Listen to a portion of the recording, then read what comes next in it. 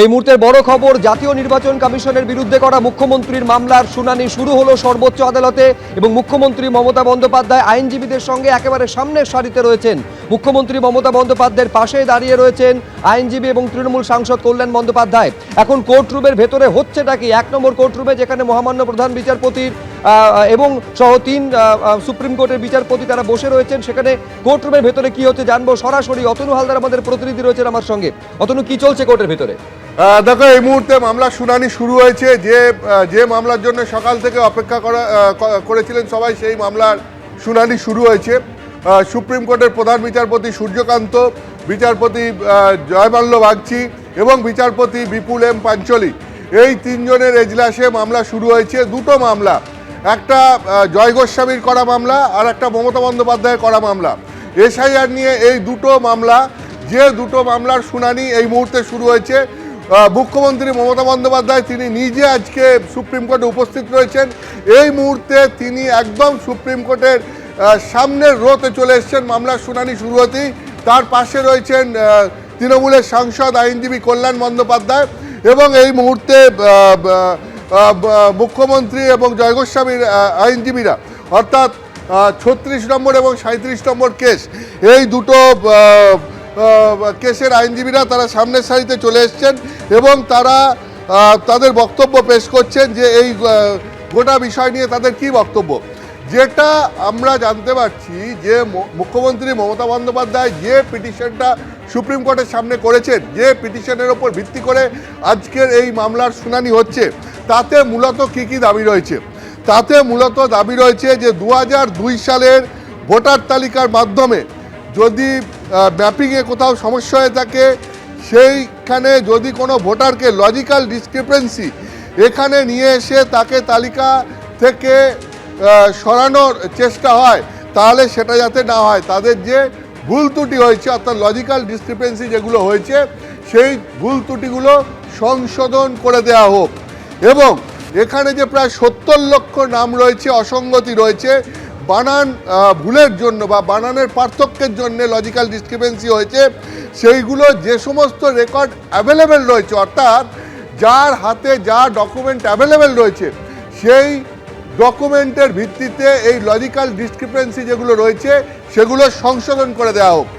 তারপরে কি দাবি রয়েছে নির্বাচন কমিশন এইটা স্পষ্টভাবে ভোটারদেরকে জানিয়ে দেয় যে লজিক্যাল ডিসক্রিপেন্সিতে যে তার নাম রাখা হয়েছে, কেন নাম রাখা হয়েছে, এবং এই লজিক্যাল ডিসক্রিপেন্সি শুনানির জন্য তাকে কি করতে হবে। অর্থাৎ ভোটারদের কাছে একটা স্পষ্ট বার্তা দেওয়া হোক কেন লজিক্যাল ডিসক্রিপেন্সিতে একজন ভোটারের নাম রয়েছে, এবং সেই নাম সংশোধনের ক্ষেত্রে যে শুনানি হবে সেই শুনানিতে কি করতে হবে, এর একটা স্পষ্ট নির্দেশনামা সেটা ইলেকশন কমিশন দিক, এবং কি কারণে কাকে লজিক্যাল ডিসক্রিপেন্সির তালিকায় রাখা হয়েছে সেটা নির্বাচন কমিশন স্পষ্ট করে বলুক।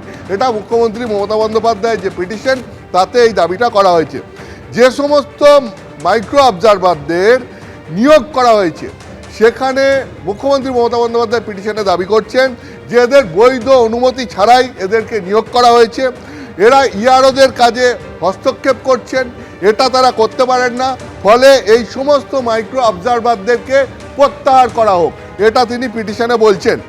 এবং সেই সঙ্গে সঙ্গে যেটা আরও বলছেন যে আধার কার্ড, বাসিন্দাদের স্থায়ী প্রমাণপত্র অর্থাৎ ডোমিসাইল সার্টিফিকেট, পঞ্চায়েতের ডোমিসাইল সার্টিফিকেট বা পুরসভার ডোমিসাইল সার্টিফিকেট, পরিবারের জমি বাড়ির রেজিস্ট্রেশন, সামাজিক আর্থিক বা জাতি গণনার ডেটা,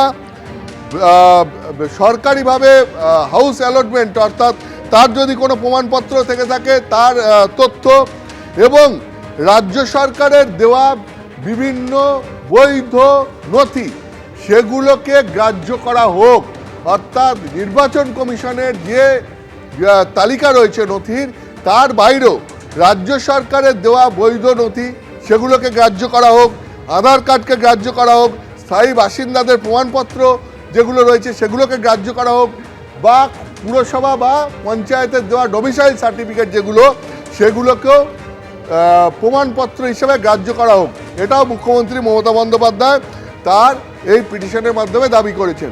এবং তার সঙ্গে আর কি দাবি করেছেন, তার দাবি হচ্ছে যে হোয়াটসঅ্যাপের মাধ্যমে নির্বাচনের সঙ্গে যুক্ত আধিকারিকদেরকে নির্দেশ দেওয়া হচ্ছে। এটা কেন করা হবে? হোয়াটসঅ্যাপের মাধ্যমে নয়, সরকারি আধিকারিকদেরকে গভর্নমেন্ট চ্যানেলের মাধ্যমে সেখানে আনুষ্ঠানিকভাবে তাদেরকে এই সমস্ত নির্দেশ দেওয়া হোক। অর্থাৎ রীতিমতো সরকারি কাজ যেভাবে হয়, সরকারি নির্দেশনামা জারি করে সেইভাবে নির্দেশনামা জারি করে সরকারি আধিকারিকদেরকে নির্বাচন কমিশন নির্দেশ দিক।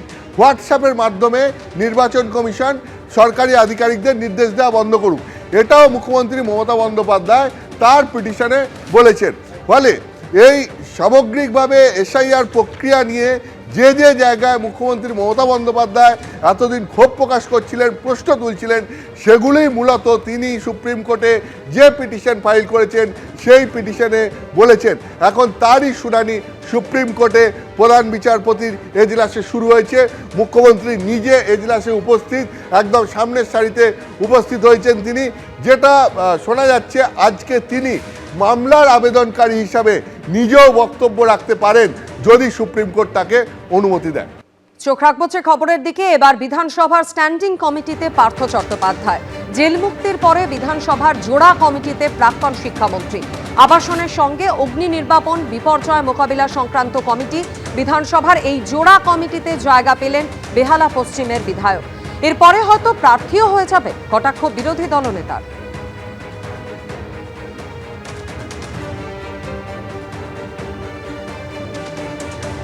আসন বদল তৃণমূল কংগ্রেস করেনি, তার কারণ হচ্ছে পার্থ চ্যাটার্জিকে তারা হয়তো ভোটেও লড়াবে, সে চ্যালেঞ্জ মাননীয় অমিত শাহজি করে গেছেন বেশ কিছু নাম ধরে, যে যদি এদের টিকিট না দেন তাহলে বুঝবো মমতা বন্দ্যোপাধ্যায় এদের কাজকে সমর্থন করেন। কেষ্ট মণ্ডলের ক্ষেত্রে আপনারা দেখেছেন তার প্রমোশন হয়েছে, পদোন্নতি হয়েছে, সিকিউরিটি বেড়েছে।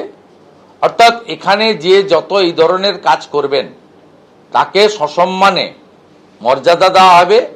পার্থ চ্যাটার্জি নির্বাচনে লড়লেও আমরা আশ্চর্য হব না, এবং পার্থ চ্যাটার্জির পদোন্নতি ঘটলেও আমরা আশ্চর্য হব না। পার্থ চট্টোপাধ্যায়